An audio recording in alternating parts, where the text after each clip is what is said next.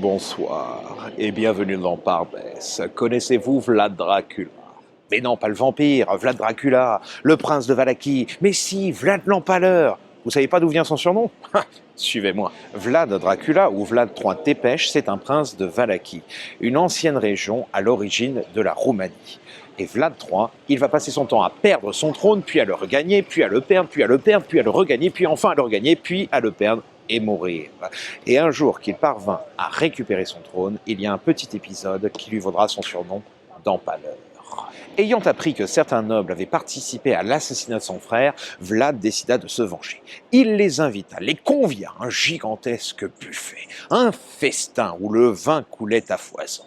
Et alors que tout le monde festoyait, Vlad s'approcha de l'assemblée et leur demanda « Combien de dirigeants avez-vous vu passer en Valachie ?» Certains répondirent « 10, 12, même les enfants s'y répondirent « 3, 4 !» Alors Vlad se figea, les regarda en souriant et leur demanda « Comment se fait-il qu'il y ait eu autant de dirigeants, mais que la noblesse soit restée la même ?» D'un seul coup, surgissent ces soldats. Ils empoignent les nobles, les sortent, et face à eux se dressent des grands pieux de bois. Les nobles seront alors empalés.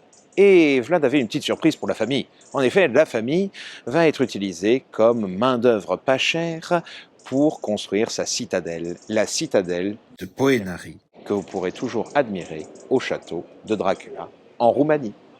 Ces histoires macabres vont participer à créer une légende autour de Vlad, comme la fois où deux diplomates refusent d'enlever leur turban. Alors Vlad va décider de clouer les turbans à leur crâne.